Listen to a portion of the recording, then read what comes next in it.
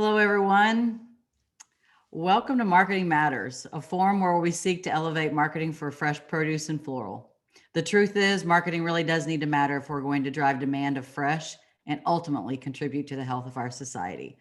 Hello, I'm Danelle Mackey-Olney, President and CEO of DMA Solutions. Welcome to our second Marketing Matters of 2021. I see some familiar faces on here, or not faces, I don't see your faces. I see your names. So thank you for returning, and some new names joining us, and we're happy to have you. We really are looking forward to our discussion today as the new 2021 trade show season begins to unfold. And this is a topic that is near and dear to our hearts as we begin to see the reality of our events returning to face. And while those events may not exactly be the way that they were prior to 2020, they are returning. And so I'm so excited to have both Dante and David from TIPA and SEPC here to join with our team to talk about their shows. And I love the fact that they are returning. And I know that most of you who are on here have committed to either one or both the shows. We'll put up a poll question in a moment just to see where everyone stands. But you're looking to find out maybe some more details about each of the shows, and certainly to iron out your plans as we're roughly 5 weeks away from Viva Fresh. That'll be here in Dallas, Texas, and then Southern Exposure following just a week after that in Orlando. So I'm excited to have them on board. What we're going to do today is I'm going to just tee up some facts, probably facts that you've seen from both associations and or in their trade coverage, and just go over some of those details. And that'll give you an opportunity to start to put some of your questions into the chat.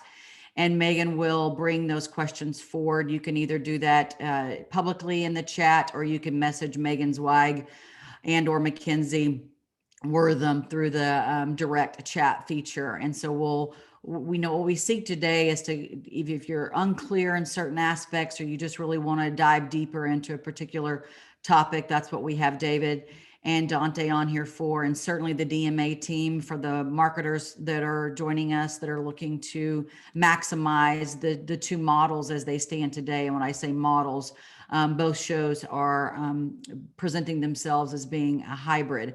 So there's both the in-person events as well as the virtual aspects.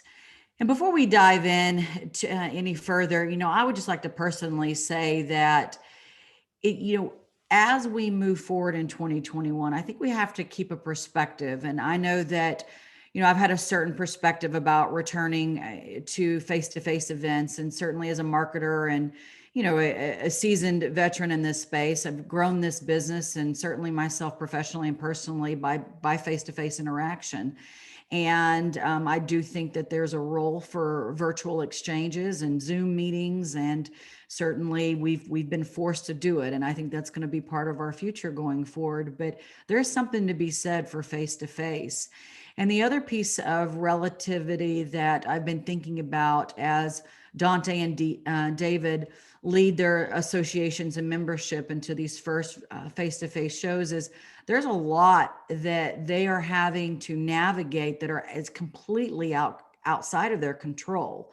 If you think of Viva Fresh being a Gaylord property and all the red tape that is having to be navigated with that, and certainly David and his team from the Disney point of view with where that location is. So I think in an ideal world, knowing both of these gentlemen very well and their teams, they would love for us to return 100% in 2021 to the shows and to what we have come to love about both of them, but that's just not our reality. So I'm excited for all of us on this call today to really think through what we can do with with our reality and how we can make the most of it for our companies and our brands. And, from a marketing perspective, Live events are where marketing and sales in this industry come together on behalf of companies more than any other aspect that, that we see today. So it's a really important time for us to figure out how we can maximize that. So I'll get off my proverbial soapbox and start our session so that we can get to the most important part, which is the discussion and Q&A with Dante and David. So again, gentlemen, thank you and your teams for presenting yourselves here today. I love the fact that you're willing to do this together and to make the most of it for our attendees. So thank you both, and I'll probably be thanking you a lot more. So a little bit of housekeeping. We will be sharing this deck and recording. And so please know that as you're taking notes, and if you plan on sharing with your teams or anyone that couldn't be on board today. And then certainly, just as a reminder, please put your questions in the chat. That will help us navigate the discussion. So before we get started, I wanted to elevate that registration is now open for our next 2 webinars. We have a great one coming up in 2 weeks on how 2020 has changed shopper behaviors, and that will be on February 25th. And then we have using your website to tell brand story on March 18th. So registration is open, and you can easily find that on our website. Really excited about the shopper behaviors. The DMA team has been working a lot to capture a lot of research that's been out there and how behaviors for shoppers have been changed. And we're providing a lot of really great information that will hopefully shape your marketing in this new year. So please take a look at those and register as at your convenience. And also for those of you who can't wait for the next webinar, we continue to publish on our blog, The Core, each and every week, as we have done the last almost coming up on 12 years. And we share everything that we know about marketing on our blog. So please be sure and capitalize on that if you haven't or are not already subscribed. And with that, I'm going to turn off my video and we're going to dive into some of the details for both shows. Before we do that, I'd like to start off with a poll question. So if the team can tee that up. All right, so where do you stand relative to Viva Fresh and Southern Exposure? We're just trying to set the tone here on how many people are committed to either one or both shows, and then how many of you on here are still deciding.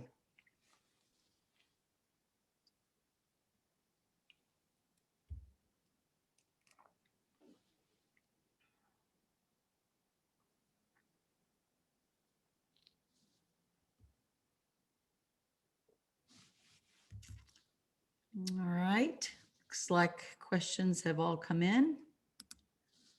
All right, so we have about 66% of you who are committed to one or both shows, and we have a fair amount, 34% that are still deciding. So that'll be really good. That's great information for us to know as we shape the discussion portion of this webinar. We'll take that down. All right, so let's start with highlights about Viva Fresh, which is coming up sooner than you might think. And so for those who are still or committed or deciding, we will be obviously excited to bring Dante forward to answer questions about that show. He is the president and CEO of TIPA and the host of our Viva Fresh Expo and Conference. So excited to have Dante with us here today. So this year's Viva Fresh is the first in-person event to take place since the beginning of the pandemic. And that said, for those not ready to attend an in-person event, the show organizers have planned for a hybrid show. And here are some of the highlights for you regarding this event. First and foremost, the event will take place in a little over a month, and we can't stress that enough as marketers. So for those of you committed and still putting your plan together, that's going to fly by sooner than you might think. And for those who are still deciding, we need to get moving pretty quick. So this means we've got to get our details ironed out. And for those of you who don't know Dallas well, luckily here at DMA we do. The event will take place at the Gaylord Texan Hotel, which is about 5 miles or about a 10-minute Uber ride from the DFW airport. So very easy to get to. The property is amazing. It's spectacular, and you can choose to do a lot of your dining there at the facility, and or there's a lot around the Gaylord property, really great places to eat without having to go to downtown. So we will be crafting a lot more content around that on our blog. If you're looking to book a dinner meeting, we're going to give you a lot of tips as with Dallas being our hometown, we know it pretty well. Viva Fresh currently will feature 165 exhibitors in person, and there's still opportunities to secure booth space. So be sure and reach out to TIP if you're interested in that sooner than later. And whether you're attending or exhibiting, there will be many aspects of the show that will remain the same, including the golf tournament, the welcome reception, and the buyer speed meetings. Each of these provide a great opportunity to connect with your prospective and existing customers. And for the buyer speed meetings, this is a helpful portion of the event for sales team seeking to have a conversation with the buyer. And if you have questions about the speed meetings, again, please tee those up in the chat and we'll address Dante in a few moments. Again, one of the biggest highlights and questions I think we all face as we begin to travel more is that both associations are working tirelessly to make sure that they have an elevated health and safety precautions that to bring us as much peace of mind as possible while we're there. And these are certainly working with the event space, but then also a lot of these precautions are being taken by the associations who want to protect the members and attendees. So again, some highlights here is the shorter conference period for Viva. The expo schedule is to reduce time on the show floor or in rooms where people are gathered for long periods of time. So they've kept that in mind.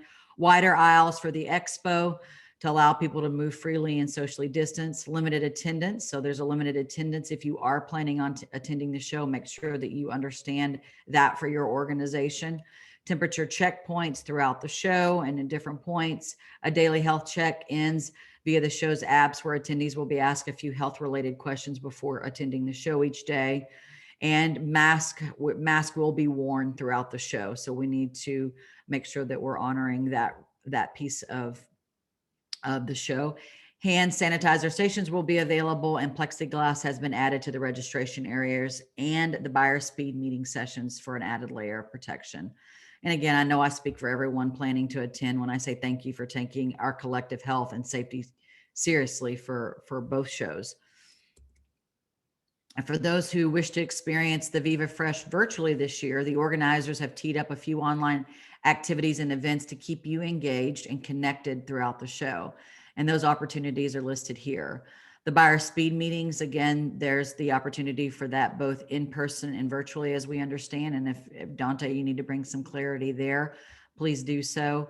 The clean eating challenge, again, I don't know, you must have been hiding if you didn't hear about this amazing addition to the Viva Fresh event last year, and they're continuing to be committed to this, which I just think is a marquee aspect of the show, and really, us putting our commitment behind the fact that the products that we grow are medicine and they can help our bodies in so many ways. So just applaud the efforts, and so glad to see this carried forth.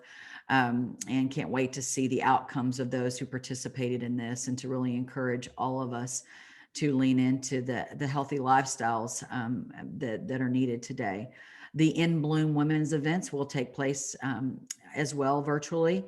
And then if you're seeking to hire students in the next couple of years, the Aggies for Fresh program will return for a 6th year and will be virtual, bringing you the opportunity to connect with students that have expressed an interest in working with the produce industry.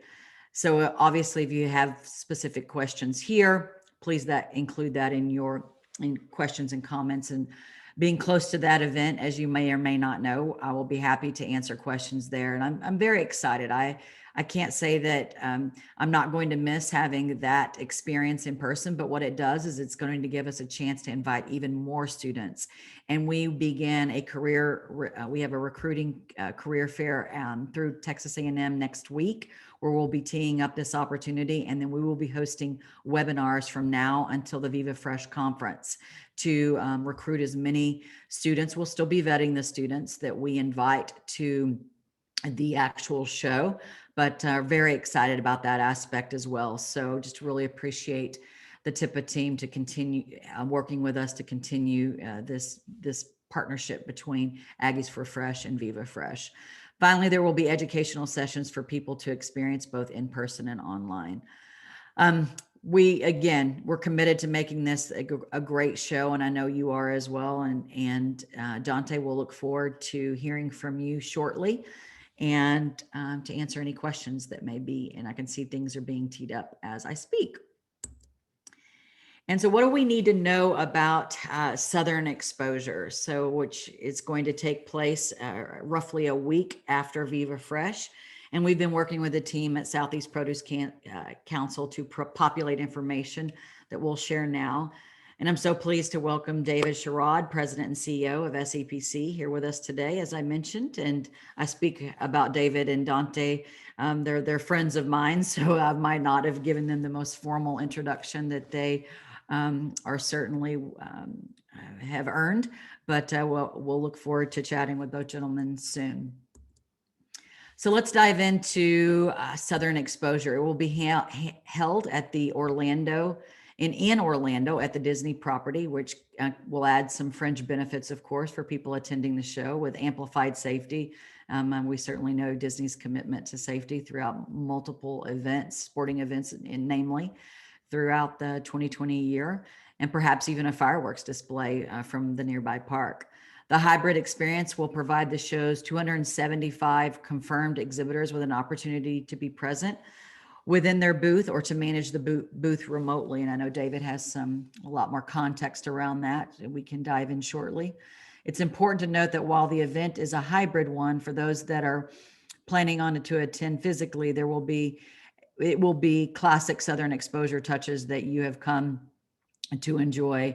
And certainly that's a marquee aspect for those of you who have attended Southern exposure in the past. And so they're committed to making sure that remains a part of this show, and been working hard the last 11 months. The Tom Page Golf Classic will be one of the events, which is a great way to socialize while being outside. The Stars Step Up Dinner and Breakfast, featuring bright new talent wishing to enter the industry.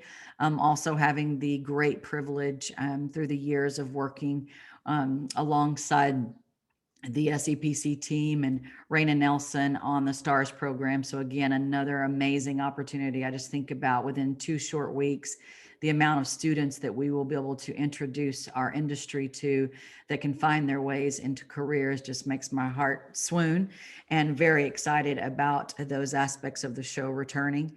The SEPC Universal Education Sessions will feature generational discussion around working better together, and backed by popular demand, a Power of Produce session featuring FMI and 2010 analytics. And the panelists from the retail communities will dive into insights that I know as marketers, we find this session to be one of the best that we experience throughout the year, from the analytics to the discussion with retailers. I think SEPC does a wonderful job, along with the sponsors who work to bring that to us. So really great marketing guidance and intel for us in that particular session. The women's event, Southern Roots, again, near and dear to our hearts here at DMA. And we've had the opportunity, and this year it will feature our friend and colleague, Sarah Fry of Fry Farms. So super excited to hear from Sarah and what a year 2020 has been for her. So what a great thing to look forward to. And there will also be a keynote luncheon featuring the head of innovation and creativity from Disney. And as a creative marketing team, we're really looking forward to this. And I know many of you are as well. Another couple of highlights: the Stars Cocktail and Careers offers a chance for students to have their own personal lounge area to meet with the invited SEPC member companies throughout the SEPC virtual garden to discuss what opportunities are available in the produce industry from a jobs perspective. Again, if you're looking to hire for the summer or even entry-level position, this is a great way to meet the bright new talent eager to learn more about our industry and hopefully enter it. The opening gala, well, it's unlike the traditional reception and dance. The SEPC members will be treated to a dinner experience, including a series of acts and entertainment to highlight this year's theme, which I know many of the DMAers who are Star Wars fans, the rise of produce. So we are pumped about that. New to the expo this year are elevated safety protocols to include one-way aisles, health and safety reminders, prepackaged and contain sampling booths for tasters and sanitation supplies for exhibitors to keep their booths cleaner than ever before.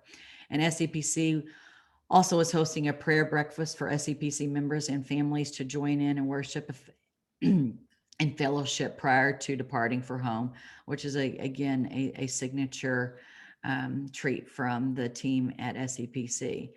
And so most importantly, the team at SEPC wants you to know how incredibly important health and safety are for their team and their members attending Southern Exposure. In the light of this, the expanded health and safety protocols have been put into place. Enhanced cleaning protocols, as I mentioned, in the public areas, as well as the booth spaces, physical distancing marketers throughout the show, food safety and appropriate PPE use for food handling in compliance with all Marriott and industry food safety protocols. Personal protective equipment will be provided, including face masks and shields, hand sanitizers, and wipes for you to wear and utilize throughout the event.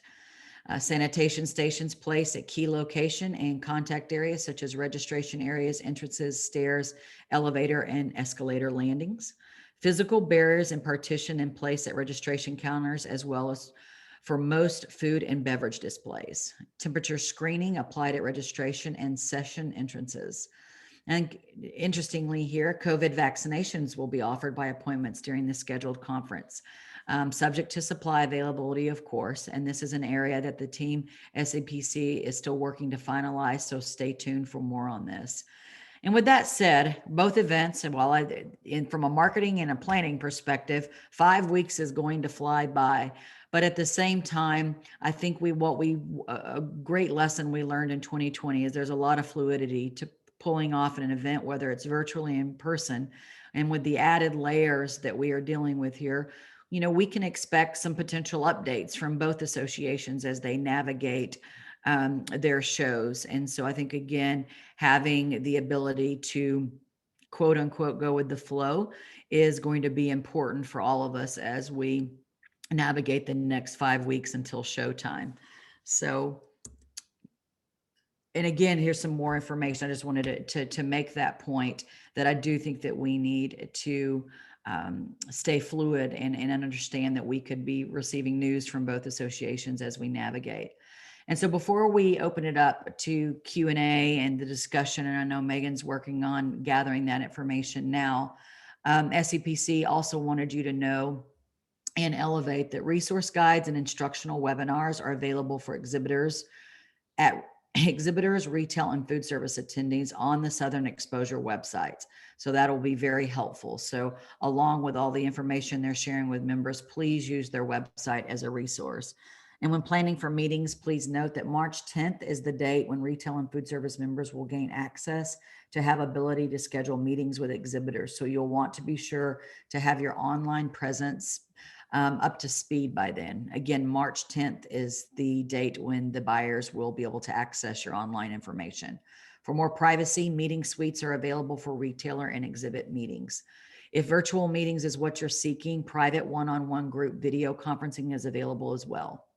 Finally, when planning for the virtual learning, specifically note that on the opening gala, the SEPC University educational sessions that we mentioned earlier and the keynote luncheon will be available via live stream, which is very helpful. So again, a lot of effort on both association event organizers' parts to make sure that both the virtual and the in-person event is the best possible, not only value, but experience for those of us attending. So with that, I will look forward to bringing both and invite both David and Dante forward. So if you gentlemen will start your videos and unmute yourselves, as well as Megan and Matt McKenzie to join us in a discussion. All right. So thank you, gentlemen, and to your teams who, as always, are amazing to work with. I tell you what, I just look forward to seeing them all in person and thanking them for all that they've navigated a lot with your leadership in 2020 and certainly as we move into 2021. So thank you both for joining us today. Thank you for having us. initial remarks. Dante, if you'd like to start while Megan tees up our first question. Yeah, absolutely. So Danelle, thank you so much. That was incredible. We're very excited about Viva Fresh and what we're looking forward to at the end of March, having everybody there. We have put a tremendous amount of planning, coordination, logistics, safety measures, health, all of that into Viva Fresh. I mean, we started working on it back in August 2020. So we have had, what is that? 6, 7, almost 8 months to really put all these things in place. But one of the things that we do want to reiterate and remind all the attendees or potential attendees is that when you come to Viva Fresh, we're going to have all these safety measures in place, but it's still going to be the same quality show that you expect. You're still going to have plenty of time to network. You're still going to have a great opportunity to meet new suppliers. You're still going to have the great experience to learn about the Tex-Mex region. So we're just finding a way. And Danelle, I know you started talking about it at the beginning. We're just really trying to find that way to continue moving forward in today's era. Thank you, Dante. David? Oh, thank you, Danielle, for having us today. I feel like I'm getting surrounded by a lot of Aggies today, so I didn't bring my cowbell, but I'm glad you let this little bulldog come up there today. But we appreciate being here. I could say ditto to what Dante, my brother from another, said a while ago. We're doing all those things to just try to keep our membership safe. That's first and foremost in our mind. But we also know that it's time to try to get out there and just get this ball rolling again. So we're hopeful that as we kind of start the engine up again, that this is going to be good for our industry. That other trade associations after us will have a kind of an easier way to get going. So again, we hope that Viva has a great show starting in March, and hopefully that'll lead right into a great Southern exposure this year. Absolutely. Before I have Megan tee up our first question, we traveled for the first time as a company. 4 of us went to see a client for the first time. And the last time we traveled, David, was at Southern Exposure last year in Tampa. So we took our first trip and, a little bit of anxious. I've traveled personally, but I haven't traveled to see a client in 2020. So I had a little bit more of that experience underneath my belt. But, we went, and we've known these clients for years, but just being in person together, we've worked well together in 2020 virtually, but being in person, it was a little bit different. There were some things. Being together was the same, but the way we were together was a little bit different. And it wasn't that big of a challenge. We respected each other. We wore masks when we needed to wear a mask, and but we still saw fields together, and we still planned out marketing activities together, and we still broke bread together. And there's just something to be said for that. And while I do think virtual will play a role in this industry going forward, as far as we can see, our face-to-face in this industry creates a connection and an opportunity unlike anything else. And so I'm just excited, again, for us to move forward. Let's move forward, and then let's accept what's different, and let's try to preserve what we can, and let's keep it, because when we get it right, we have the opportunity to put the healthiest food on the planet on people's plates. And that's what we're all here to do at the end of the day. So Megan, I want to tee you up to get us going. Okay, great. All right. So I've got a question for both of you, and I think I'll ask this question, and then if each of you will just kind of approach it from the show's perspective. So both of you have a hybrid model, which is fantastic. People have choices there. But for those who are maybe on the fence potentially at this point about exhibiting, and I know, David, that's different for Southern Exposure versus Viva Fresh, but what do people really need to know about the differences between, so Dante, when you're answering this, what does that mean for people who are exhibiting and are going to be on the show floor for Viva Fresh? And what does that mean for people who are going to be online? Is that exhibiting? Can I exhibit online? Talk to me a little bit about that. Yeah, absolutely. So the in-person piece is really going to be focused on the networking, the socializing, the getting to connect with the suppliers and the vendors and the middlemen. That's really what we're focusing for in our in-person event at the end of March. The virtual piece, or the educational pieces, those are really where we're looking for the content, right? The potatoes, so to speak, of the meat and potato dinner.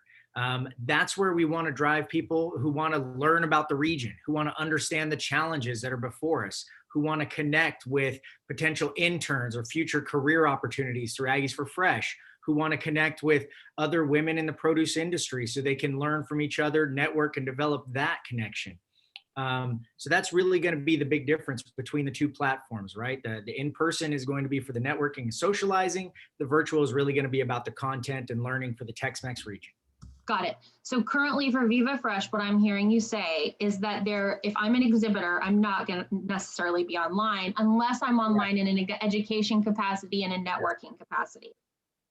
Yes, ma'am. Okay, got it. Okay, David, I know that's very different for Southern Exposure. So can you talk a little bit about that? And I know we had talked the other day about some questions that some of your exhibitors are bringing up in terms of in booth, what that means, and the benefits of actually physically being present. And if they can't be physically present, what does that mean for their online participation? Sure. So I think back in October, we launched the SEPC Virtual Garden. And when we did that, we called our membership, whether it was an exhibitor or a retail food service buyer, and we kind of asked them what they were seeing so far in the marketplace as far as the virtual events that they've been a part of. And they kind of told us the things that they liked. They also told us the things they didn't like. And so we kind of looked at that to say, what can we do to still, get that feeling that you've been at a SEPC event, that intimate feeling of really that one-on-one engagement. So what we did was really knew that we had to have some kind of video chat that would be a part of that. So we've kind of built our platform to center around that video conferencing piece that will be there. So that's going to allow our retail food service buyers, that the ones that are in person and mainly the ones that are not going to be in person because of travel ban restrictions, that's going to actually let them go into that booth and look with a webcam or an iPhone or whatever equipment that they have. They can look at that booth and ask that exhibitor, what's new, what's coming out, because let's face it, people haven't been able to move around for almost a year now and see these new items that are coming on the marketplace. So we really wanted to put that visual out there. So that's going to be probably the biggest difference that you've probably seen between ours and some of the other virtual events out there. And we hope that that's going to at least drive that intimacy again. And then, like Dante said, we are having our other events like our Southern Roots Luncheon, our Keynote Luncheon, our gala, both of our education sessions, the one on generations and the power of produce, all of that you'll be able to see that online as well. So we're trying to take the best of both worlds and still bring it out to our retail food service community. And they will be the only ones that actually can go in and look at that other than the exhibitors. So the audience is going to be kind of small, but we hopefully, again, that it's going to drive that intimacy that we've kind of been, going for over the years. Yeah, exactly. And you just touched on something that I was going to bring up for the marketers who are online and thinking about here today and thinking about, how am I going to manage through my booth and what's the value? And it really what I'm hearing from both of you is that the value is the in-person piece. If you think about it, I mean, I mean this with all due respect. Let's face it, since it's hybrid, there's probably going to be less foot traffic on the show floor. And in this instance, that might be okay, right? For one thing, we've got a pandemic, but on the other hand, if I really want more time with my buyer, what better opportunity to participate? So I think that's a really key point there, David, that you elevate there. And so that's something for you all to consider when considering whether or not to jump in at this point, whether from an attendee standpoint or an exhibitor standpoint, you'll have the time. So that brings me to the next question, which we know people are thinking about and wanting to know more from you both. What does retailer participation look like? Have you found, or buyer, let's say, buyer participation look like, and how has that been received, and what can folks expect from buyers this year? Dave, you want to tackle this one first? And I'll go first this time. So we've, there's no doubt that we've seen as far as the in-person goes, we have seen a a fall off on our registrations as far as the retail food service buyers go.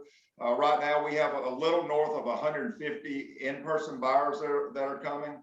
Mostly, it's going to be our small to medium-sized chains that are participating. We do have some larger food service companies that are bringing some of their personnel to the show. Our larger companies, they still have travel ban restrictions. Again, we hope that, in the next few months that those are going to kind of loosen up as the vaccinations become more prevalent. I think we've got a decent mix. It's not like years past, but I will tell you, been here a long time. So probably in 2007, 2008, I remember a time when we had a lot less buyers than this. So we were wishing for this day. So it's been worse. So we know that. So, and I will say this, I say this to a lot of people. If we've got 150 buyers in person, that's probably 149 more than you saw since last March. So hopefully we can at least get out there and see everybody and at least get the wheel going again. Absolutely. I think it's important too that, I don't think this is a matter of interest. Many of these buyers just, their companies won't allow them to travel at this point. So we're dealing with a lot of, of those barriers. And I think that's a different kind of barrier than I'm just not interested in attending an event. That's certainly because we definitely know that both of your regional shows and the way that you have worked tirelessly through the years to get buyers. That's never been a question mark as to whether buyers are showing up at your shows. So, there may not be as many as there were last time, but there's not, that's just a reality. And I like the idea of having the opportunity for those who can, because I think that's some companies and exhibitors are dealing with the same restrictions as well, as the ones that can be there. I think there's going to be a benefit to Megan's point. So Dante? Yeah. So Dave, Danelle, you guys both touched on it. We are expecting pretty similar. We're going to have, I think today we have 123 registered retailer food service buyers. Most of it is those medium to small companies. It's food service, retail, those folks who don't have necessarily the large corporate bans. Now, we are going to have a few of the Texas corporations are going to be there, some of the bigger players that people recognize the names for. I think our biggest component that we're going to be missing is probably the Canadian piece. Yeah. Canadian government put in those very strict travel limitations. Anyone flying into Canada is immediately subject to a 3-day minimum quarantine in a government selected hotel. So, that really eliminates the number of folks coming down from Canada that we expect to see. In a normal year, we'll have 30 or 40 of those folks. This year, we'll probably have 5, maybe 6 if we're really lucky. So that's really what we're looking at.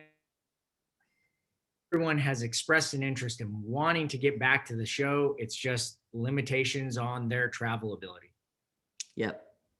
Okay, great. Thank you so much, both of you. That was great. And those of you, there's someone who asked a question related to buyers. So if that didn't get it, go ahead and shoot another question over to me and we'll make sure that we address that. But I thought those were both very thorough answers. Okay. Mm-hmm. So another question that surfaced is, and again, this is going to be individual for you both, but how does this work from an attendee, booth staffing perspective? What are the limitations, if any, on booth staff? So for the Viva Fresh, we are going to have a maximum of 4 people in the booth at any one time. Now, there can be more attendees from that company, but they're not going to be allowed in the booth. And again, that's to really we're really trying to reinforce that social distancing. All of our aisles are going to be 12 to 14 feet apart. All the booths are 6 feet apart. So we're really making this about space and spreading out. And so that's one of the reasons that we've done that. And we're going to have some networking spaces on there, some gathering areas, some tables with the plexiglass dividers. So even if you can't meet at the booth, there's going to be plenty of other areas that you can meet those folks with. Okay, perfect. And Dante, can I just say from a marketing perspective to you and David, can we just make that 4 people in a booth a rule going forward? Because from a marketing perspective, we think Enough. that we pack too many people in a booth. You So don't we're like coming up on a constantly booth with 12 advising people in it? the brands we work with, don't overstaff your booth. It's, so if we could just keep that in play, we won't be sad about that from a marketer standpoint. So, David? Dante hit it right on the head with what they're doing. Probably we're doing about the same thing. We are allowing, just like we said, more associates to come from each company. We really want to reinforce that 4 per 10 by 10 booth.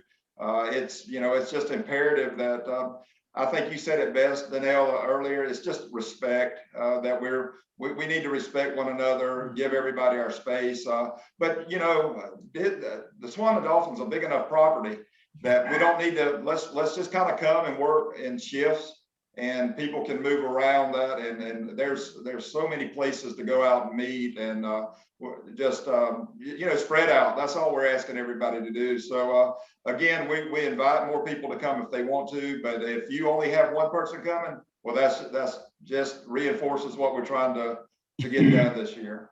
Okay, well, into my next question, which is, if I just have one booth, one person who actually is going to come to Southern Exposure specifically to work the booth, and that hybrid model that you were talking about, can I then also have more people from my company there online? You can. So let's just take one of the Canadian companies like Dante brought up before. In fact, our chairman, Harold Pavarenta, might not even get to come himself because of the Canadian border restrictions, which will be a first for us not to have our chairman there. But let's take Red Sun. If Red Sun has one person in the booth and they're talking to all the in-person buyers that come by, actually Harold could sit in Canada and actually still handle any of the appointments that he made virtually through the hybrid platform. So we're hoping that this will at least be an additional way to communicate with the people that can't be there, and give Harold a chance to talk to some of those customers. I'll kind of go back on that March the 10th date that we had said earlier. It's imperative that you get out there and start making these appointments. We're actually having Sky Suites for each of the retailers that are coming virtually. So you go in and make those appointments with them now, and the sooner the better, because I'm sure as soon as they book up, they're not going to take any more appointments. So try to get in there. But I will say a lot of the larger retailers are giving us enough buyers and category managers so we can spread that out. So they're not all 275 exhibitors are wanting to talk to just one person. They're giving us 10 to 15 people to talk to. So that's really good on their part, and we do appreciate them being engaged and being active on the new platform. Okay, great, wonderful. And another question has surfaced in this regard since you've been speaking. People are wanting to know more about the kiosk description that was at once part of the conversation around Southern Exposure. Is that what you were talking about earlier with the hybrid model? If you choose not to send someone physically to man the booth, is the kiosk what you were presenting would be a solution for in the booth so that people can connect? So if you're not able to go to the show, there's a couple of things that they could use a company like DMA to actually help them with that. Maybe setting up a booth there. They can use our show organizer. They're offering their services to set up a booth, even someone to even work the booth for them if they want to. But if all else fails and you can't be there, and you still keep your booth. You can actually, what we'll do is put a 22 by 28 sign on an easel with a QR scan code. So if that buyer walks by, you can actually, they can scan it. It'll put them right into the hybrid platform on their page. And then of course, if they've already made those appointments, they can still keep those appointments wherever they are, if that's California, Canada, or Mexico. Okay, wonderful. Thank you. That was great.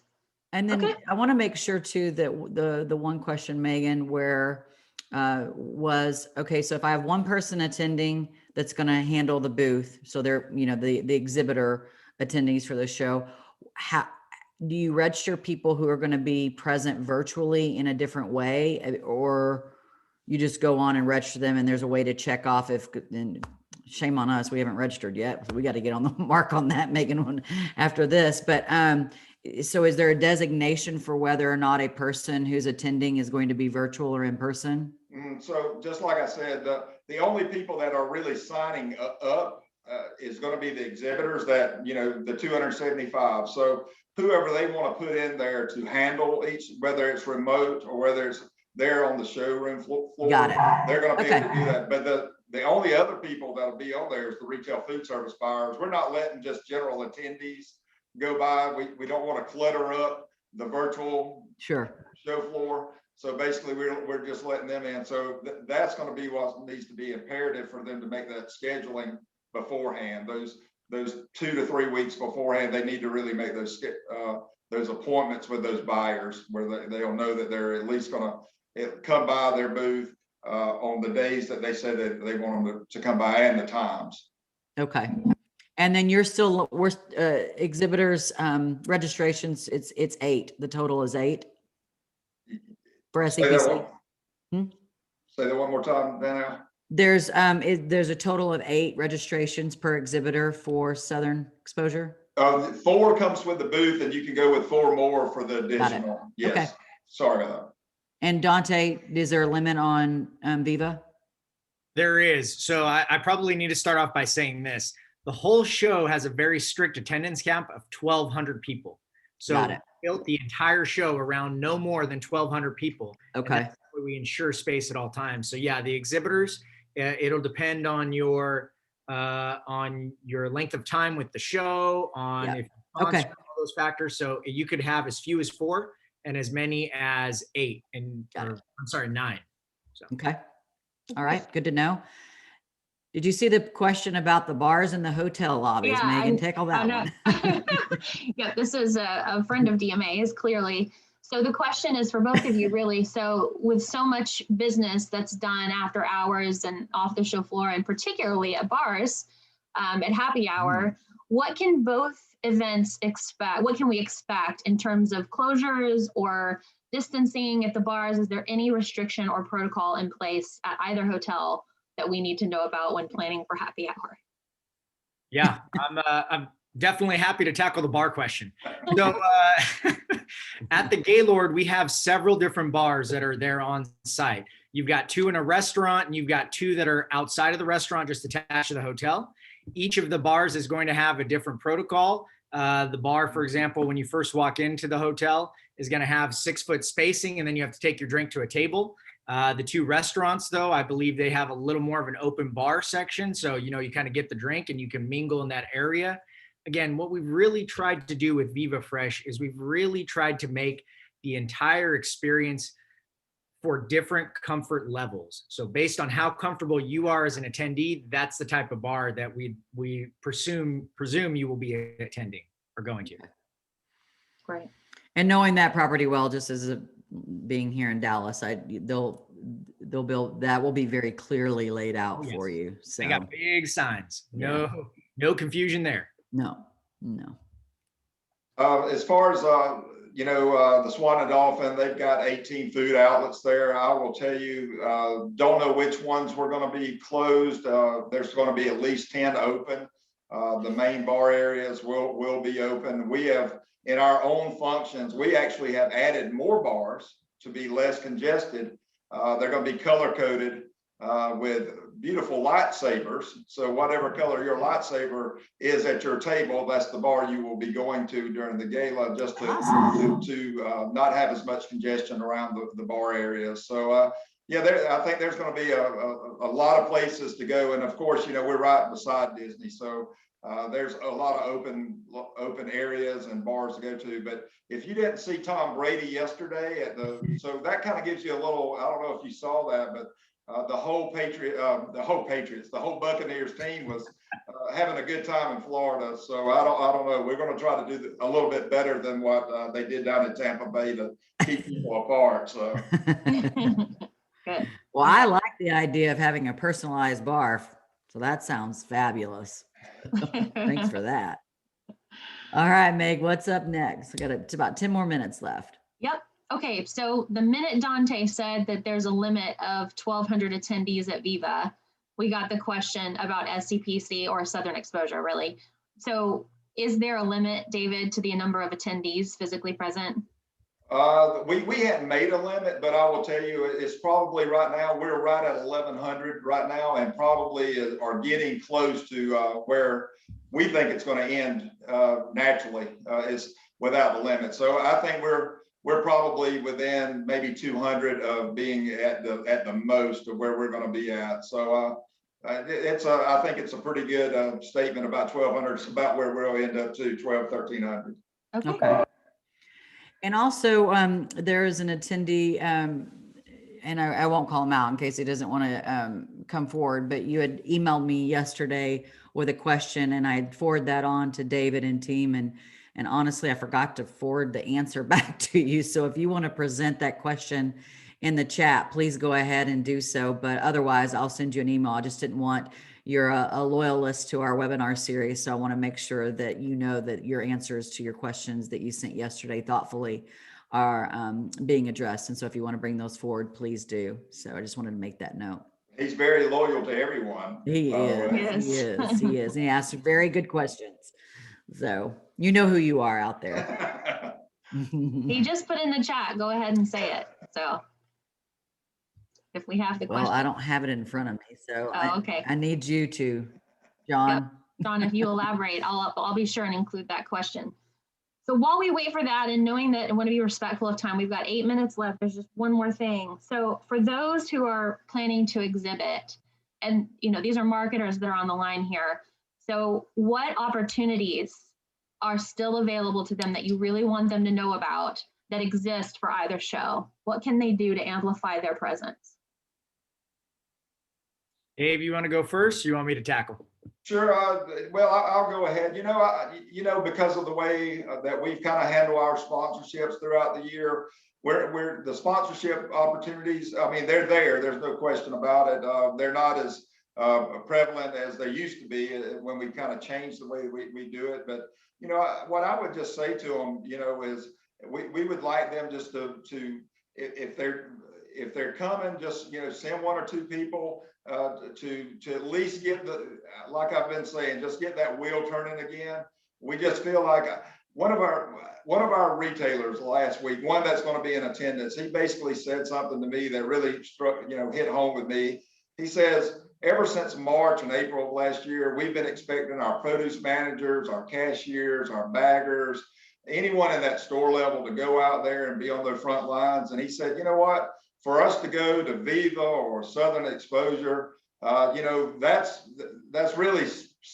really soft compared to what they've been doing for the last year. So he says, I'm thankful that I work for a company right now that doesn't have those travel ban restrictions. And basically it does show that even, that they're going out there trying to still keep, new items coming in and just meeting with the people they deal with daily. So, that's the only thing I want to congratulate those people, and nothing bad to say against the ones that can't come, because I think Danelle said it better. I think every one of them want to come. It's just they've made decisions above them, and they can't come this year. So again, just let's get that ball running and rolling again, and get out there and really keep produce moving. I agree 100%. And on that note, I just got a great question. Are people planning on sending fresh product for display, or have y'all got a pulse on that at all? Absolutely. It's a fresh produce show. What are you going to go and look at? Wax produce? 100%. We're expecting fresh produce to be on display. The only difference for our floor is that we are asking that nothing be consumed on the actual show floor. We will have spaces at the edge of the floor or outside where you can eat. And basically the idea is so that way we can maintain that mask mandate while you're on the expo floor. Got it. Okay. I mean, there's a lot you can do with photos. So if you can't ship product for whatever reason and you're planning on showing up, give us a call. We'll give you some ideas on how you can present your products to the best of your ability. There's a lot of ways to do it, but Dante's right. If you have a new product or packaging that needs to be displayed, continue to ship that as you normally would, because I think that's what buyers are longing for. I mean, I think we know that that's been a big miss and a big piece of this. While you can get someone on the phone or have a Zoom meeting, looking at that product firsthand in person is significant. So I don't know if you have anything to add to that, David. No, I think we are having fresh produce. We've got our fresh shipping apparatus in place, and hopefully they'll be coming. You know, I will say we like you to ship fresh produce because, you know, we glean that product after this show, and we give it to the Society of St. Andrew, and they feed a lot of ministries down there in Florida with that, and soup kitchens and things. So even if you don't put a lot out, bring some, and we'll be more glad to give it to people that need it. And people in Florida right now need it, I promise you. That's a great point. And I know the same goes for TIPA and then their donations of products. So that's a great point, David. It really is. The question that we were referring to earlier is, do you need, Megan, about internet? Do I need extra internet in my booth if I plan on hosting virtual meetings, or can I run a virtual meeting from my booth? You can. We have been working with the company that provides the additional bandwidth at the hotel, and especially for the expo, we're beefing up as much as we can, because we know with the additional webcams and you know, any of the phones that are running in there, we beefed all that up. It will be available to our attendees. So, but I know John had asked about, can he use his iPhone or whatnot, whatever phone he has, and you can use those, but we will have the beefed up internet there, Wi-Fi for our, you know, just to take care of the hybrid platform. Great. That's good to know. All right. Well, we got time for another question. Meg, do we have anything in the queue? We do, and we do, and we have a good question. It's fine if we go a little bit early, a little bit later than 2:00. If you gentlemen don't have something pressing, I'll stay on here as long as anybody wants to ask questions. I'm fine. I'm good. You good, Okay. Dante? Yeah, I'm good. All right. Rock and roll, Meg. All right, this is a good one for both of you. So in terms of presenting samples, what do you recommend, or are there protocols in place for in-booth sampling? Yes, ma'am, there is. We've got a 2-page document inside the exhibitor's guide that is going to talk about that. But basically for Viva Fresh, what we're asking is that your samples be in some enclosed container, whether it's a Ziploc baggie or a small plastic container with a top on it. I'd really prefer that we saw more of the second, not the first, if you do decide to provide a sample at Viva. But again, we're really looking to find a way to continue to have the same quality show that you would expect any other year, but just keeping those safe and health, the safety and health mandates in place as much as possible. Mm-hmm. I can just say ditto. That's exactly what we have the same thing. So that's we wanted enclosed containers, and you know, if you are serving samples, you know, wear gloves, do all those things that we know what to do. We're the food industry. You know, we know what to do. Let's do it the right way. Yep. Right. Exactly. Thank you. Perfect. And again, just visit both of their websites or their exhibitor packets. All that information's in there. And then again, if you want to brainstorm on how to get creative with any of that, staying within guidelines, reach out to us. We'd love to solve those challenges with fellow marketers. So. Well, that's it. Those are all the questions. Thank you all to our attendees who asked those questions. I appreciate it. Any parting thoughts from you, gentlemen? I'll leave with one quote from Yoda. He said, "Do or do not. There is no try." So what he was saying to Luke, if you remember that.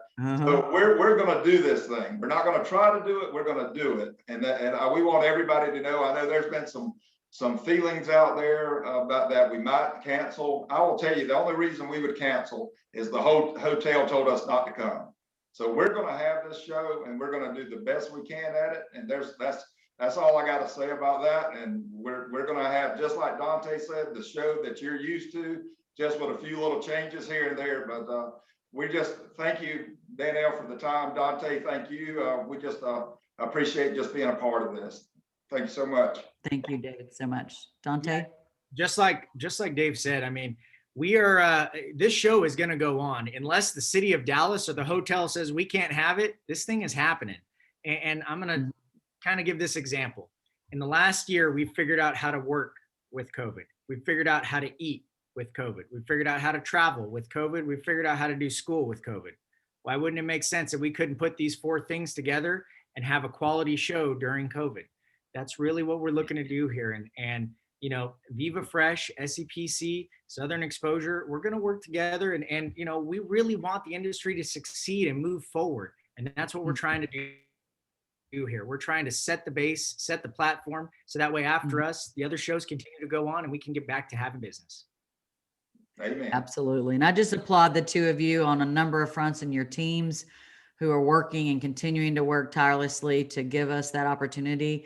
I mean, if you've attended these shows, I can say as a business owner, part of attending these shows have brought us great, opportunities to expand our business. And I don't see why it's going to be any different this year. In fact, there might be some heightened opportunities because of us showing up face to face. So I also just appreciate personally the two of you agreeing to be on a call like this. It's probably a very odd thing to see 2 associations and event organizers to show up and talk about both their shows, but it says a lot about the two of you and how much you cheer each other on and realize that, we can have strong, similar events and not have to be competitors at this time. And so I just appreciate that from the two of you and your integrity and character in that way. So gentlemen, thank you to all of the attendees. Please follow up with us if there's any questions that we have. We look forward to seeing you first in Dallas on our home turf. So we'll be talking more about that and certainly returning to Orlando and to one of our favorite properties. So thank you both and have a great rest of the week, and ask for your prayers for those of us dealing with some strenuous weather here in the DFW area. Unfortunately, it's turned a bit tragic. And pray for our folks down in the valley as this storm heads your way, and protect our crops from the potential disaster that could be headed down south. So with that, y'all have a great rest of the week, and thank you again. We'll be in touch soon. Thank you. Thanks, Dale. Have a good day.